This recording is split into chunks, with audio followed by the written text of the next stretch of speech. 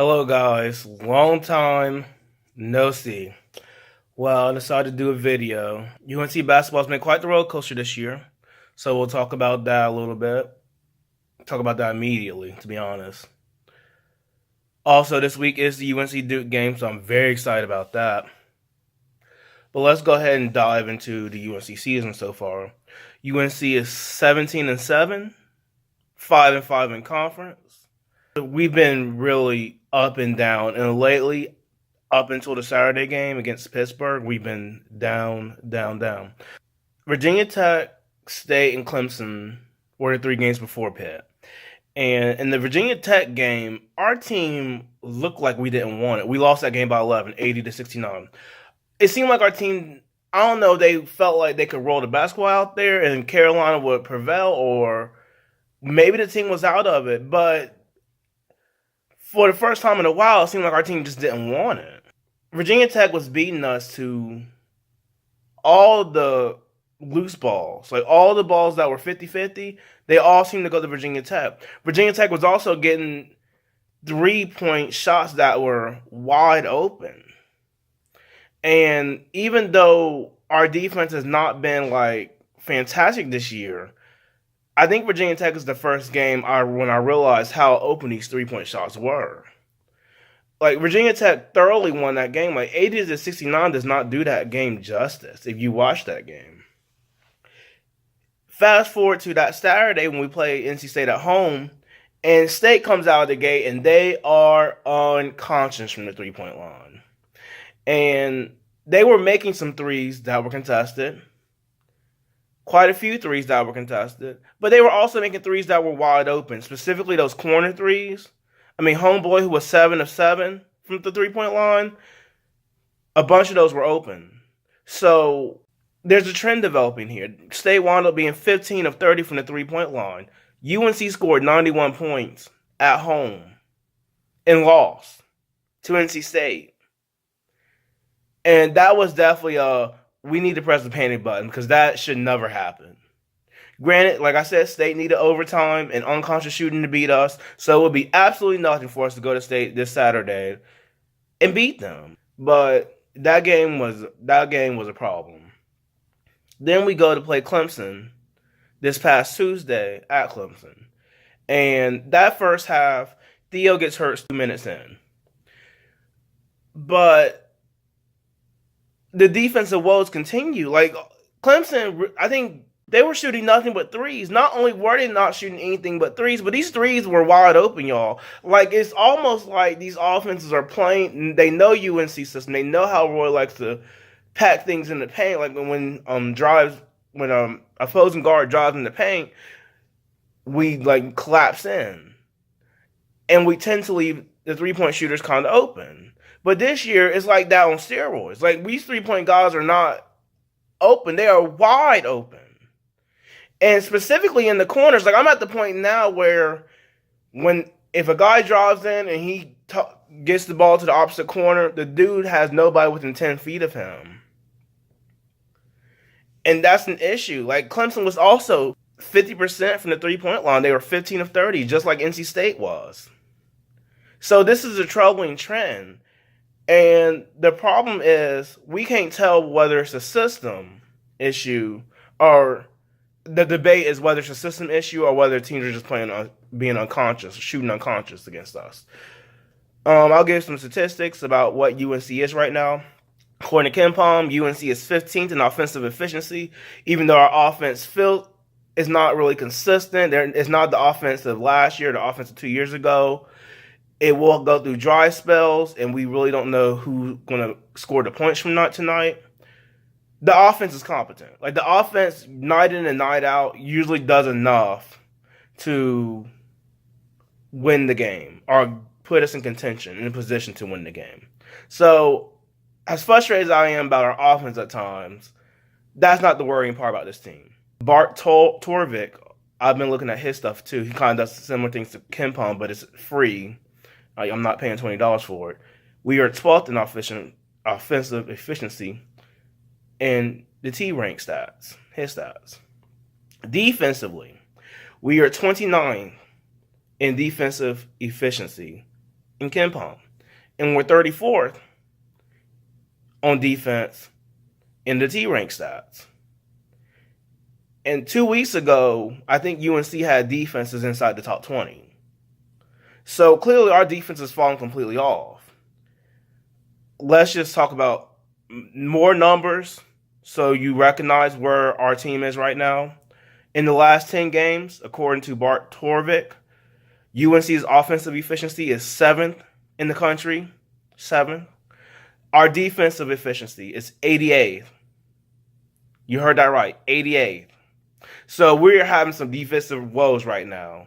And like I said, some players they have been unconscious. I watched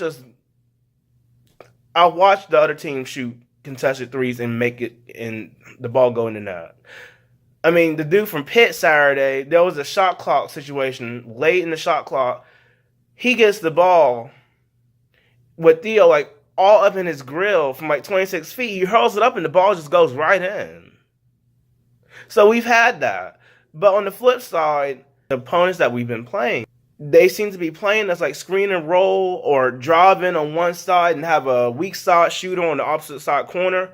The corner threes, our opponents are really playing us for those. And they're getting them. They're getting them wide open.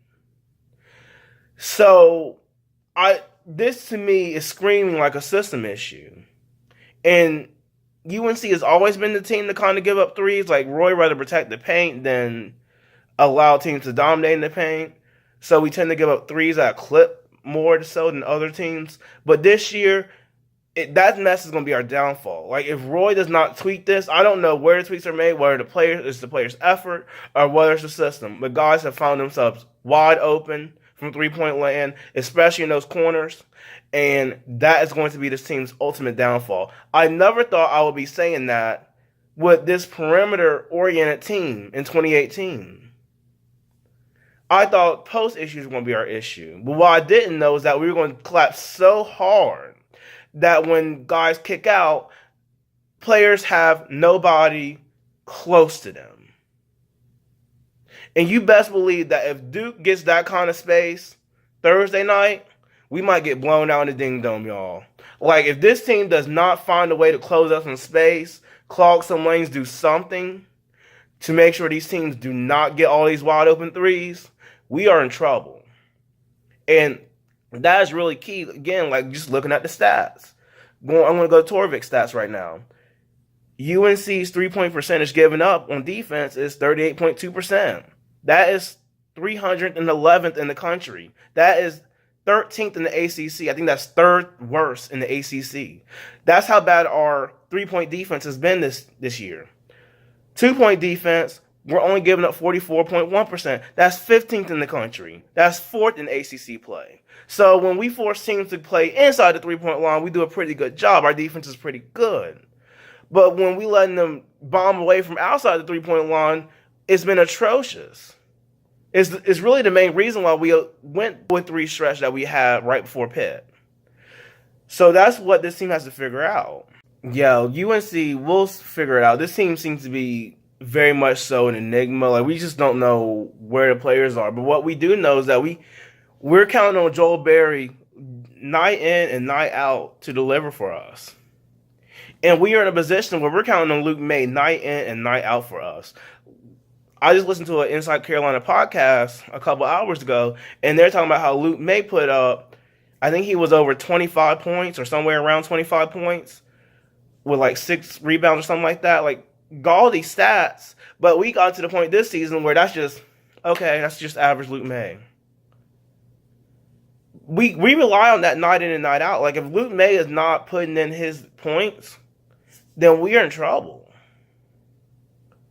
And same with Joel, even though I think Joel actually had a low production game points-wise against State, and we still found a way to make that game close, even with State's unconscious shooting. But this team's offense, 3 people need to show up each night. And the bench people need to produce as well. We can't have 2 people show up and no bench. Kenny Williams saw the ball go in the basket for the first time in quite some time against Pitt. Hopefully that continues. That's very key. Cam Johnson is turning up.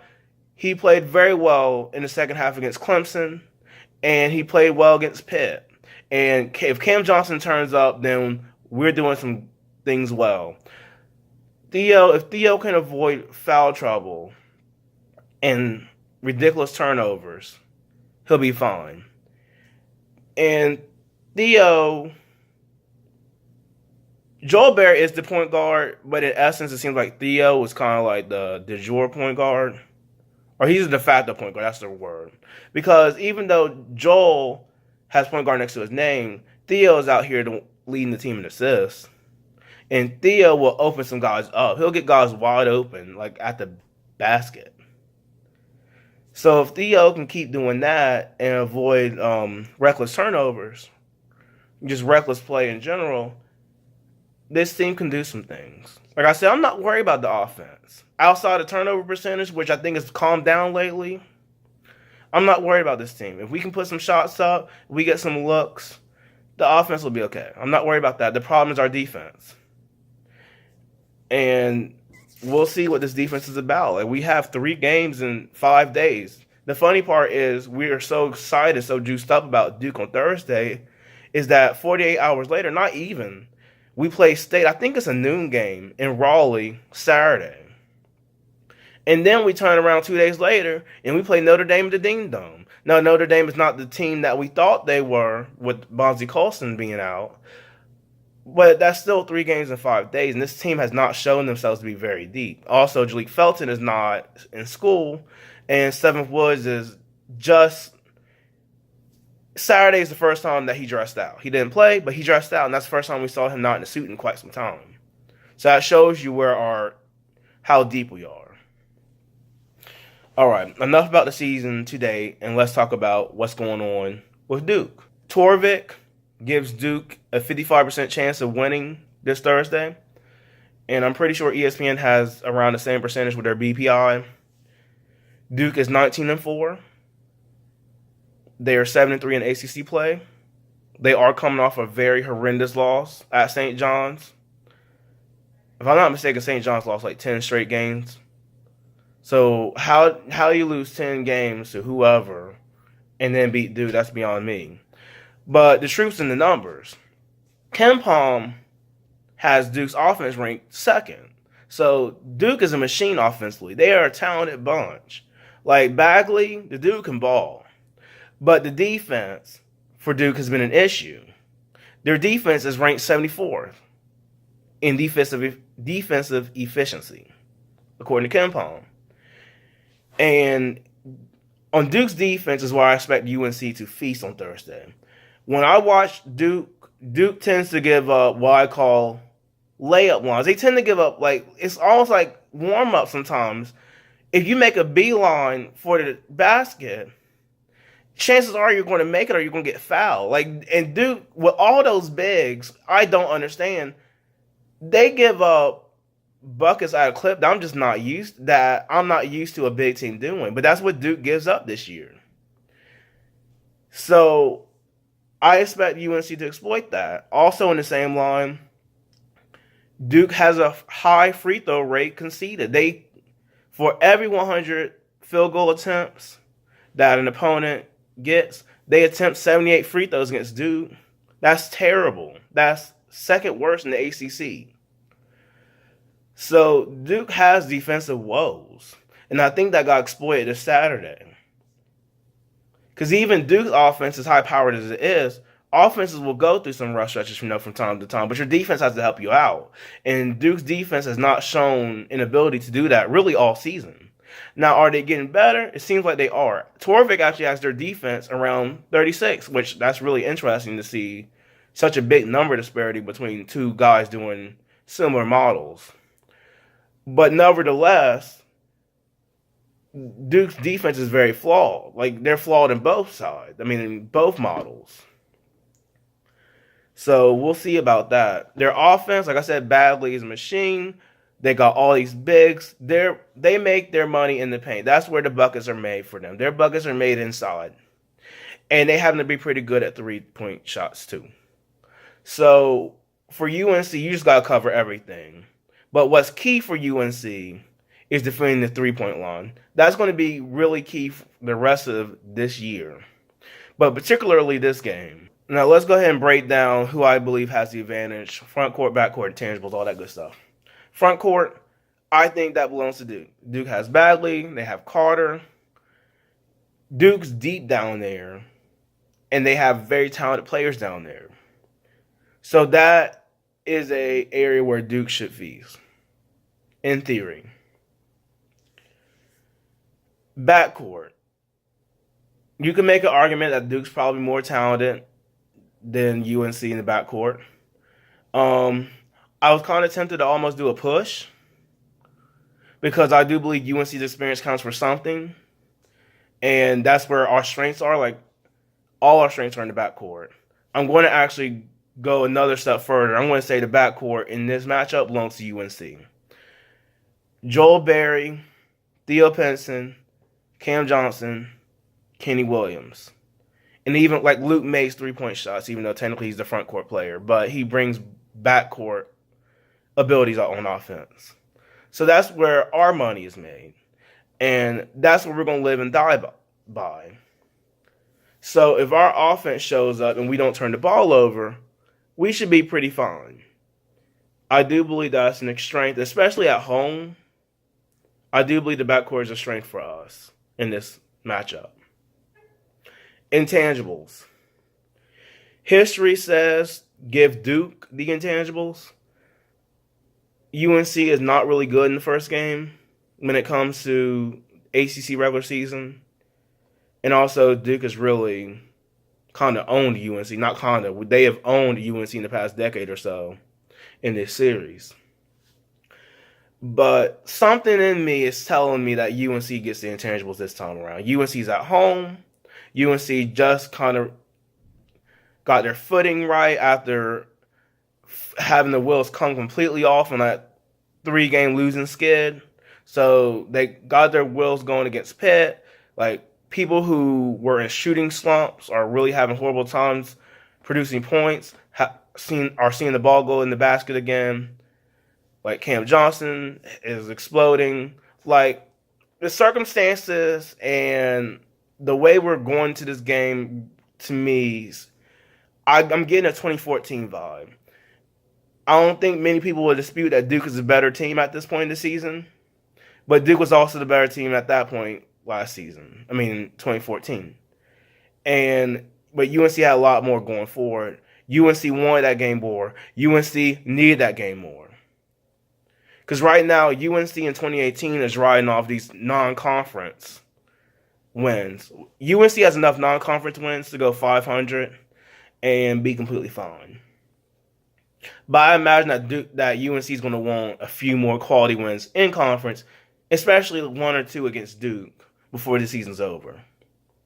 So, the circumstances, I just have a hunch that UNC is going to have the intangibles this Thursday. And my key, I mentioned this earlier, I'm going to say it again, 3-point line, that's key. UNC has been atrocious defending the 3-point line. Duke doesn't really defend it themselves either. So who makes more threes? That's going to be key. Also, turnovers. If you turn over the ball and allow the other team to go down the field on either side, down the court on either side, that's going to be an issue. So which team can avoid the turnovers? I want to mention free throws, even though I don't think that's a key. It's more so whether UNC takes advantage of it or not. Because while Duke tends to give up free throws at a high clip for their opponents, they don't tend to get many free throws themselves. At least looking at those Torvik stats. Like, they are 14th in the ACC in free throw rate defense. They're 14th in free throw rate in ACC offense. So it seems to be like they're either making buckets or they're not. And they're not really doing much in between. We'll see if UNC can exploit that. But 3-point line, turnovers. Those are my keys. Ultimate verdict for me, too close to call.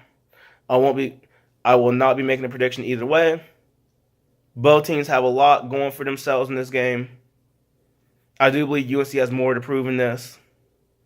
But I know Duke players will be very pumped up to come to the Dean Dome and try to take one off of us. So we'll see. That's Jonathan Atkinson signing off.